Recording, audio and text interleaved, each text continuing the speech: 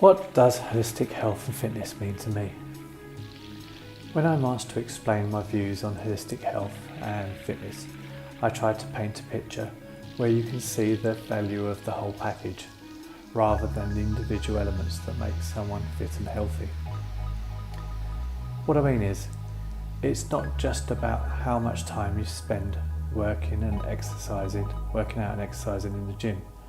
Yes, it's a good start, but it's not the be-all and end-all. After all, we know that exercising gives off endorphins. That makes us feel better, but so does laughing and also eating chocolate. This might seem surprising to you, but exercise is only part of the equation and of equal importance to your health and fitness. The other elements being your nutrition and mental well-being. Nutrition meaning the food and drink you provide your body. Your mental well-being meaning how you deal with life's challenges. These elements combine to create your total holistic health and fitness. When talking about mental health, this relates to how well you sleep at night, through to how well you deal with the stresses in life. These might be work, family, money, relationships, and all manner of things that can cause your health and fitness to suffer. And whilst going to the gym and working out might be a step in the right direction to getting fit and healthy, it can only get you so far. Most people know someone that lived to a ripe old age and never went to a gym. The chances are they had a decent diet and a good mental health. Perhaps these people had the right balance of mental and physical stress in their life, or perhaps they are just better equipped to dealing with it. When exercising, we put stress on our body's joints and muscles. When dealing with stressful situations, we put stress on our brain and raise our blood pressure. There is no point in avoiding a stressful situation by going to the gym or exercising if you're just delaying dealing with whatever the problem is.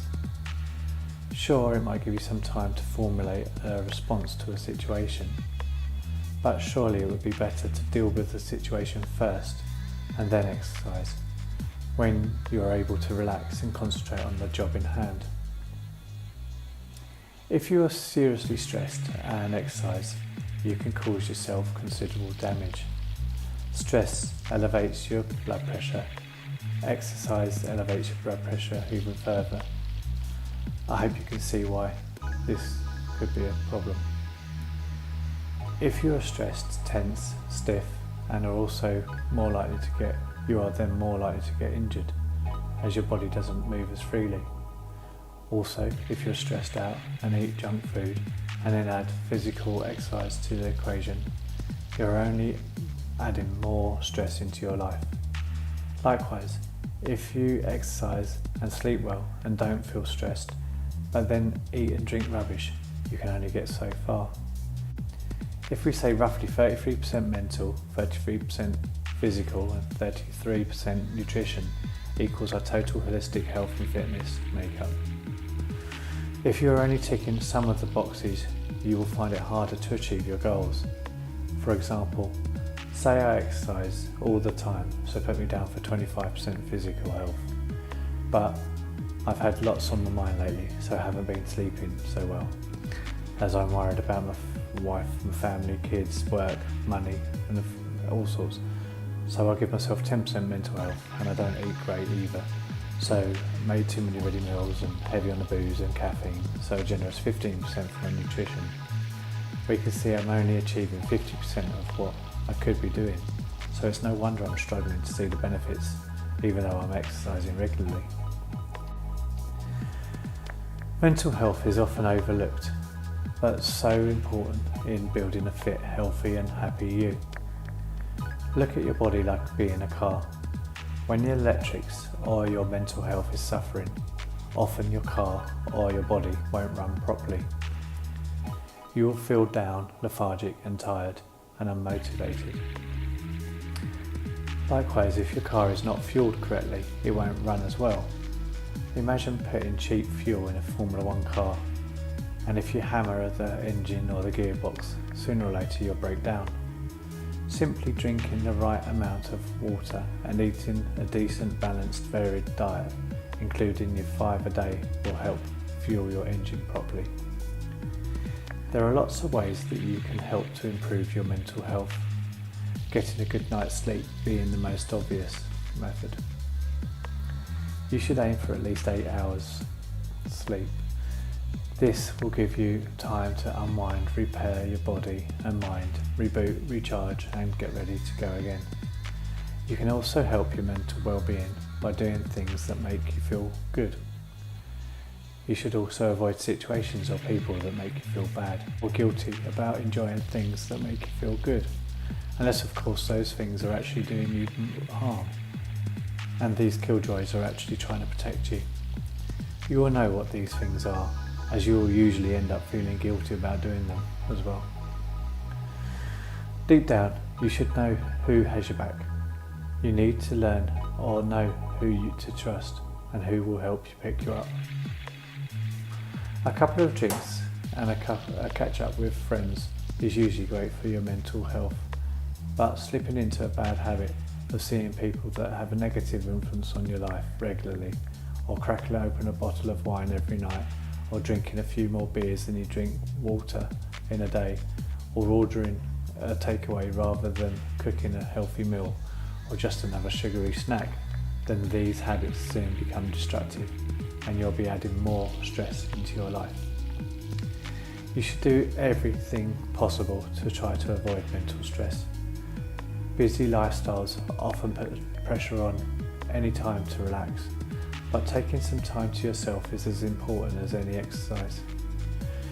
This could be by meditating, fishing, or chatting to a friend or family, singing in a choir, dancing with friends, or in your room listening to your favourite songs, praying or going for a walk or whatever. Just talking or being with someone or people that make you feel good about yourself can be as effective as a workout and great for your mental well-being.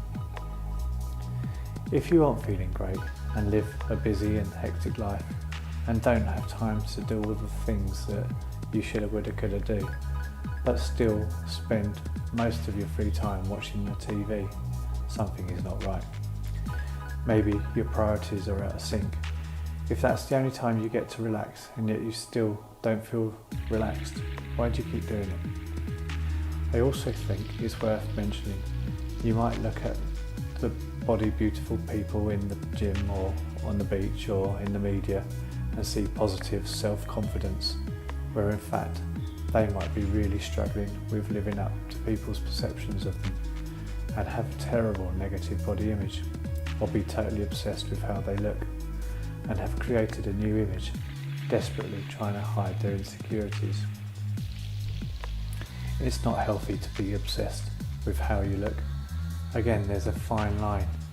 You should be both happy with who you are and should try to look after yourself, but it shouldn't become so obsessive that you care more about how you look to others rather than how you look to yourself.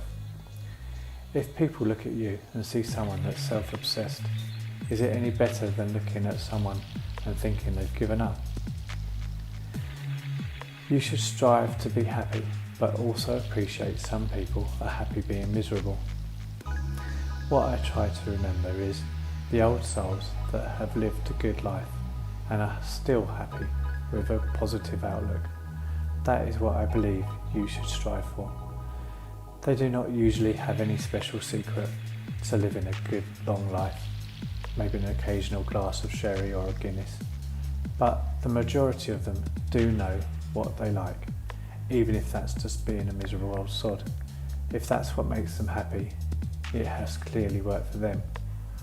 I can't remember seeing or meeting many old people that were completely self-obsessed or bothered what anybody or everyone thinks of them. Some people like their own space, others like to be surrounded by family or friends or pets or books or tech or walking in the countryside. Whatever it is, you should really work to find and do these things that make you feel good about yourself. If you want to paint a picture, or play an instrument, or go for a walk in the rain, do it. What is stopping you? If you can identify and overcome these obstacles, then you are halfway there to being able to do whatever it is that would make you feel better. Make the changes necessary. It will be as rewarding as a workout or a decent night's sleep. If you can't find someone to be there to support you, give me a call and I'll do my best to help. There's a couple of exercise or de-stress suggestions. If your head is in a jumble and you cannot face exercising, you could try the standing meditation technique, Yiguan.